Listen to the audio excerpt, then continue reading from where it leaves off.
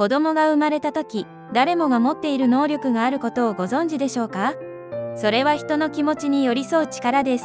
赤ちゃんが他の子の泣き声につられて泣いたり、悲しそうな人の顔を見つめたりするのは、実は人類が数万年もの進化の過程で獲得してきた生存に欠かせない能力なんです。特に3歳から10歳の間に経験する日常的な関わりが、その後の思いやりの深さを大きく左右することが分かっています。しかし、見落としがちなのは、親が良かれと思ってしている何気ない行動や声かけが、実は子供の他者への思いやりを育む機会を奪っているかもしれないということ。毎日の忙しさの中で、私たちは無意識のうちに子供の優しさの芽を摘んでしまっている可能性があるんです。発達心理学や子育て支援の現場での調査、そして何千組もの親子を観察した研究から、多くの親が無意識に繰り返している習慣が明らかになってきました。最新の調査では、親の関わり方が子供の感情認識能力や社会性に深く影響することが示されています。今日ご紹介する9つの習慣を知ることで、日々の子育てを見直すきっかけが得られるはずです。子供の中にある優しさの種をしっかりと育てていくために、一緒に見ていきましょう。子供が友達のことを話している時に、すぐにアドバイスをする。今日、何々くんが悲しそうだったの。と子供が話し始めた時、すぐに、じゃあこうしてあげたら？と解決策を提示していませんか？親としては、早く問題を解決してあげたいという気持ちから出る言葉ですよね。スタンフォード大学の研究では、子供が他者の感情について語るとき、まず共感的に聞いてもらえた経験が、その後の思いやり行動と関係していることが示されています。早く答えを教えなきゃと焦る気持ちもよくわかります。でも、子供は今、友達の気持ちを感じ取ろうとしている大切な瞬間なんです。まずは、そっか。何々くん悲しそうだったんだね。と受け止めてから、どう思った？と子供自身の感情を引き出してみてください。この対話が、相手の立場で考える力を育てます。子供が自分で感じ、考える時間を持つことで、表面的な優しさではなく、相手の心に寄り添える、本当の思いやりが育っていくんです。子供が何かを独り占めしようとしたとき、すぐにダメでしょと叱る。おもちゃやお菓子を兄弟や友達と分けずに独り占めしようとする場面、ありますよね。そんなとき、反射的に、そんなことしちゃダメでしょ。分けてあげなさい。と叱ってしまうこと、よくあると思います。東京大学の研究では、子供が物を独占しようとする行動の背景には、まだ十分に発達していない自己調整能力や、所有の概念があることが分かっています。恥ずかしい、周りにどう思われるか、と親としては焦りますよね。でもその行動は、子供が自分のものという感覚を学んでいる途中なんです。これは何々ちゃんが使いたかったんだね。でも、何々くんも使いたいみたいだよ。と、まず両方の気持ちを言語化してあげましょう。その上で、どうしたらいいかな？と考える時間を与えます。一方的な禁止ではなく、相手の気持ちに気づかせる対話を重ねることで、分けると相手が喜ぶという経験が積み重なり、自発的な優しさへと育っていきます。子供が失敗したとき、すぐにフォローして代わりにやってあげる。コップの水をこぼした。靴がうまく履けない。工作が思い通りにできない。そんなとき、つい、いいよいいよ。ママがやるから。と手を出してしまうことはありませんか？忙しい朝や疲れている時ほど、そうしてしまいますよね。ハーバード大学の研究では、子供が困難を経験し、それを乗り越えようとするプロセスが、後の忍耐力や他者への共感力と関連していることが示されています。時間がない時や、見ているのが辛い時もありますよね。その気持ちはとてもよくわかります。でも、その小さな困難こそが大切な学びの機会なんです。ちょっと難しかったね。どうしたらいいと思う？と、すぐには手を出さずに見守る姿勢を持ってみてください。必要なら、ここまでは一緒にやろうか。と段階的にサポートします。自分の力で困難を乗り越えた経験が、大変な時こそ頑張るという心を育て、困っている人に手を差し伸べられる優しさの土台になっていきます。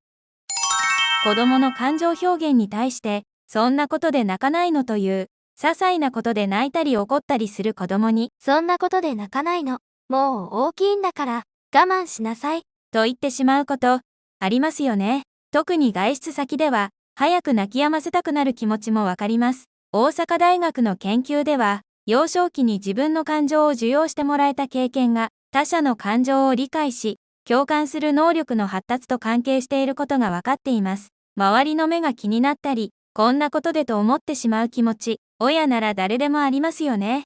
でも、子供にとっては、今、本当に悲しい、悔しい瞬間なんです。まずは、悲しかったね。悔しかったんだね。と感情に名前をつけて受け止めてあげましょう。否定せずに一旦受け入れることで、子供は安心して気持ちを整理できます。自分の感情を大切にしてもらえた子供は、他人の感情も大切にできるようになります。感情の否定ではなく、需要が優しさを育てる第一歩なんです。子供が疲れた、できないと言ったとき、励ましの言葉をかける。疲れた。もうできない。と子供が弱音を吐いたとき、頑張れ。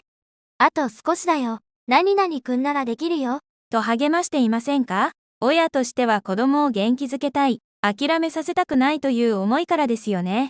スタンフォード大学の研究では、子供の弱音や疲労のサインに対して、まず共感的に応答することが、その後の自己認識や他者への思いやり行動と関連していることが示されています。弱音を吐かせたら甘やかしになる、もっと頑張らせなきゃ、と思う気持ち、よくわかります。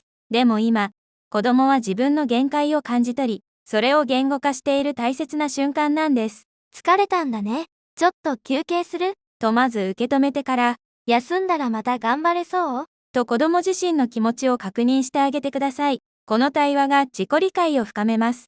自分の疲れたという気持ちを受け止めてもらえた経験が、将来、他人が疲れているサインに気づき、大丈夫？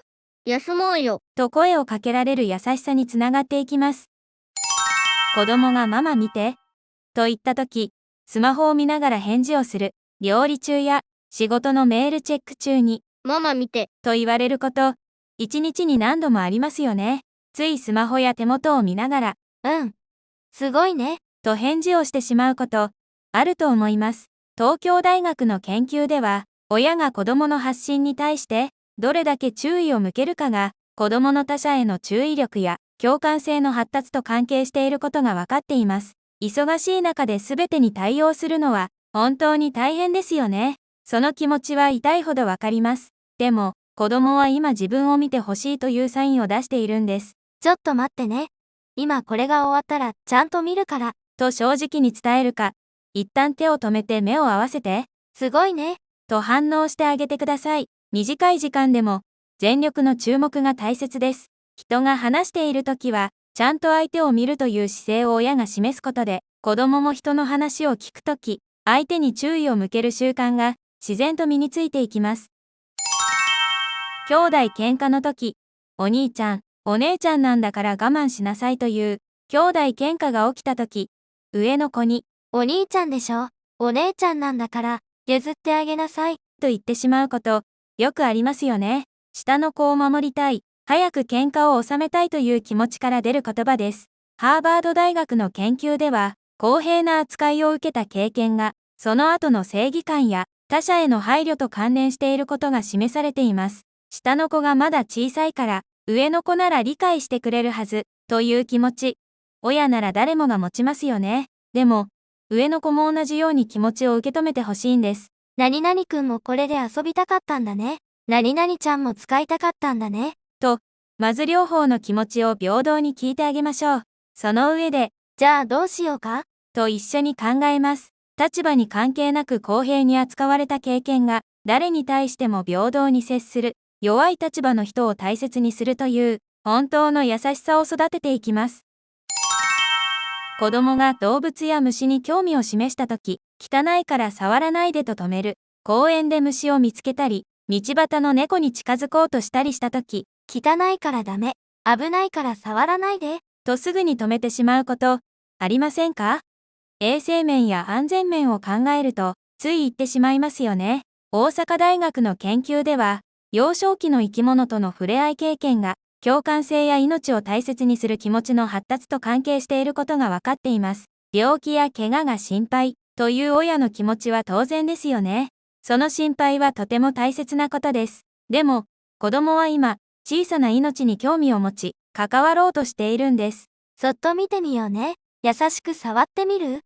では後で洗おうね。と、安全な形で関わる方法を教えてあげてください。危険な場合は理由を説明しながら、代替案を示します。小さな生き物への興味と、優しい関わり方を学ぶ経験が、命を大切にする心、弱いものを守りたいという優しさへと、成長していきます。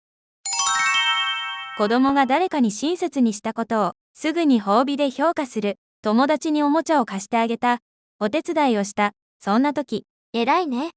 じゃあご褒美にアイス買ってあげる。と物や特典で報いていませんか？子供のやる気を引き出したいという思いからですよね。スタンフォード大学の研究では、親切な行動に対する報酬の与え方が、その後の内発的な利他行動のモチベーションと関連していることが示されています。頑張りを認めてあげたい。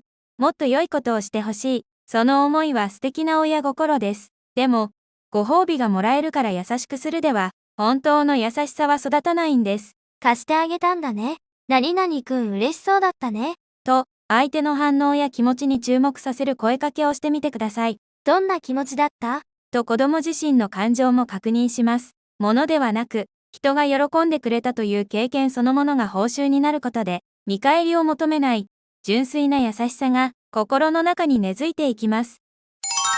最後に、今日ご紹介した9つの習慣、いくつ当てはまりましたか？